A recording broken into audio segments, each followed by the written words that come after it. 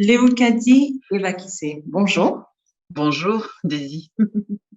Alors, vous êtes la fondatrice de Talents Awake, qui est une agence en fait de conseil en stratégie de transformation et développement de l'influence. Alors, est-ce que vous pouvez nous expliquer un peu ce que vous faites exactement?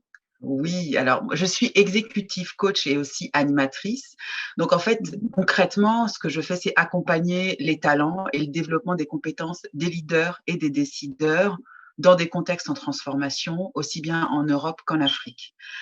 Donc, comment ça va se traduire concrètement? Par du coaching individuel, par de la formation et surtout le développement de l'employabilité parce qu'on aura des personnes qui, en entreprise, vont changer de métier, de poste, qui vont passer d'un poste de direction, par exemple, à un poste dans un conseil d'administration. Et ça va impliquer de travailler sur soi, de travailler sur son réseau et forcément d'acquérir de nouvelles compétences.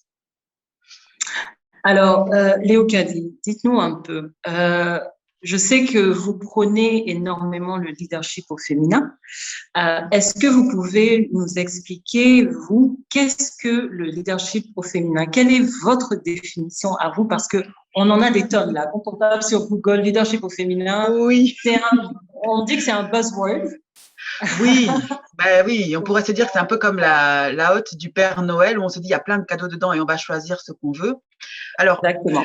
je vais donner en fait, alors ma définition du leadership féminin, c'est que il est né, entre guillemets, à contrario du leadership masculin. J'ai commencé ma carrière dans des environnements où il n'y avait que des hommes.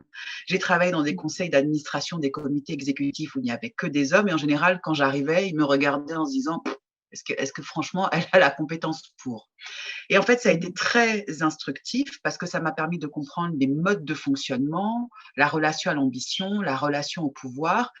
Et de ce fait, en prenant ces éléments-là, de se dire, bah, finalement, un leader, qu'est-ce que c'est? C'est une personne qui a une vision, qui veut motiver, qui veut diriger, mais qui a surtout un projet à qui il veut donner corps. Et il me semble que ce sont des aptitudes que les femmes aussi ont. Dans ma définition du leadership féminin, je suis partie du principe qu'une femme, on allait sortir de leadership féminin et plutôt se centrer sur une femme leader avec les compétences, les qualités qu'elle doit avoir pour réussir justement à inspirer, pour réussir à mobiliser, pour réussir à développer des compétences. Et c'est plutôt cet axe-là que j'accompagne de façon concrète parce que ces femmes, elles peuvent choisir de rentrer dans des milieux d'hommes, elles auront un décryptage, elles peuvent choisir de créer leur projet en tant que porteuse de projet et rentrer dans des environnements comme la tech, où on va se dire oh non, c'est trop masculin, ou comme le digital, on va se dire oh non, c'est trop masculin, alors qu'au contraire, elles vont avoir des sensibilités et des appréhensions des systèmes qui vont être différentes. Donc, c'est vraiment cette partie-là que je souhaite encourager et c'est comme ça que je vais redéfinir ce leadership féminin plutôt comme étant une femme leader et donc comment je construis mon évolution, ma carrière en tant que femme leader. En tant que femme leader. Alors, donc, pour ceux qui décrivent un peu ce terme-là, le leadership au féminin, et qui disent que finalement, quand on est un leader, peu importe le genre, et qu'il n'y a pas spécifiquement un leadership au féminin. Qu'est-ce que vous dites à ces personnes-là? C'est vrai que bon, on va définir au départ le leadership comme étant celui de l'homme ou celui de la femme parce qu'on va vouloir donner un sexe, on va donner un genre. Et en fait, de mon côté, j'aurais tendance à dire finalement, si on peut arriver à reconnaître un projet sans l'attribuer à la notion de genre homme ou femme, mais plutôt en reconnaissant la compétence qui l'a conduit, en reconnaissant la manière de faire, ce serait différent. Et donc, ce qu'on va encourager sur ce leadership, cette femme leader, c'est sa capacité à apprendre à travailler avec d'autres femmes, à monter des stratégies d'alliance, à construire des partenariats efficaces avec des hommes, parce que je pars du principe qu'on a encore des choses à apprendre des hommes et des femmes, et que c'est avec la notion d'alliance, de capitalisation, qu'on va réussir à se concentrer sur des vrais projets. Et si on ramène ça sur le continent, au lieu d'être dans cette espèce de querelle historique, les hommes sont mieux que les femmes sont mieux que les hommes, qui prennent une énergie folle, on pourrait se dire que mettons cette énergie vers le développement du continent et c'est plutôt ça que j'ai envie d'accompagner au quotidien.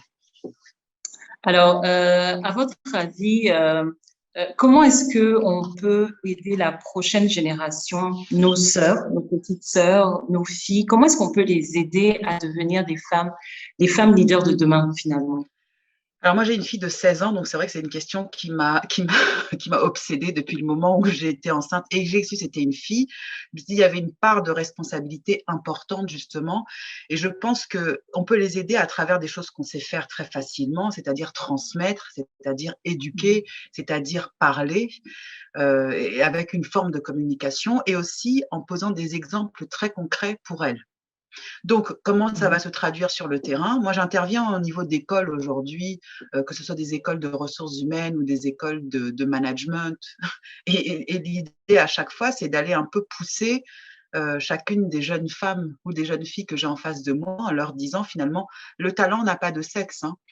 La compétence n'a pas de sexe non plus. Donc, tout reviendra à avoir une idée, à oser en parler, à oser bien s'entourer, à aller chercher peut-être les meilleurs, qu'ils soient des hommes ou qu'ils soient des femmes, et puis d'arriver à aller au bout peut-être du rêve qu'on a dans sa tête depuis un certain temps, et en regardant aussi tout l'écosystème qu'il y a autour, parce que très souvent, on est inspiré par des personnes d'outre-Atlantique, on va aller chercher des Michelle Obama, des Oprah Winfrey, et chaque fois, l'idée, c'est de se dire, mais finalement, ces rôles modèles existent aussi sur le continent.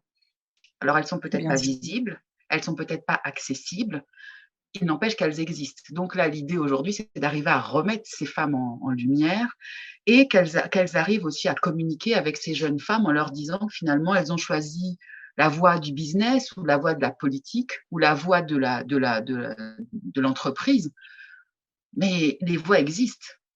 Maintenant, il faut simplement Mhm. oser les emprunter. Donc, c'est vraiment Tout leur à donner fait. les moyens au niveau de la formation, de l'éducation, avec un accompagnement structuré, avec un mentorat structuré, pour leur permettre justement d'arriver au bout de ce qu'elles ont envie de faire, y compris aller dans l'espace. Super, super. Merci beaucoup, Léo Kadi, Merci merci. à toi Et pour cette invitation. Oui. merci. Alors, Daisy, encore un bel entretien avec une leader. Pourquoi ton choix s'est porté sur cette dame? Mon choix s'est porté sur Léo Kadi, d'ailleurs que je salue, que j'embrasse très fort, parce que justement, sa mission de vie, c'est vraiment, une de ses missions de vie, je dirais, c'est vraiment de pousser les femmes à oser. Comme elle l'a dit, en fait, le leadership n'a pas de genre. Ok, tout le monde, tous ceux qui décident d'être leaders, parce que c'est une question de décision, tous ceux qui décident d'être leaders peuvent être leaders. Il faut oser, c'est-à-dire on a un rêve, on veut créer quelque chose, on a un objectif, on veut, je ne sais pas moi, se surpasser. Il faut oser, il faut se dire, on va le faire.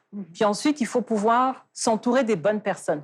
Il faut accepter aussi qu'on n'a pas toutes les compétences pour le faire et se former pour essayer d'arriver jusqu'au bout de notre objectif. Et en fait, Léo Kadi, c'est ce qu'elle prône. J'ai beaucoup aimé, justement, quand je regardais un peu sa biographie, ce côté-là d'elle. Le fait qu'elle veuille pousser, justement, les femmes à aller au-delà et à se dire, nous aussi, on est capable de le faire. Et cette interview-là, j'ai vraiment... On a choisi ensemble le thème, le leadership au féminin, parce que mon objectif, encore une fois, par rapport à conversation avec un leader, c'est, je pense en fait tout le temps à nos jeunes sœurs. Oui, oui, bien sûr. Je pense tout le temps à nos jeunes sœurs, à nos filles, à même nos sœurs, là, celles qui sont au même niveau que nous, et même nos mères aussi, qui, pendant longtemps, se sont éteintes. Ah ouais. Elles sont restées dans des situations difficiles. Moi, à travers toutes ces interviews que je fais, c'est vraiment donner de l'espoir et leur dire qu'elles sont capables, on peut y arriver. Il faut prendre la décision. Donc, c'est un peu ça le message.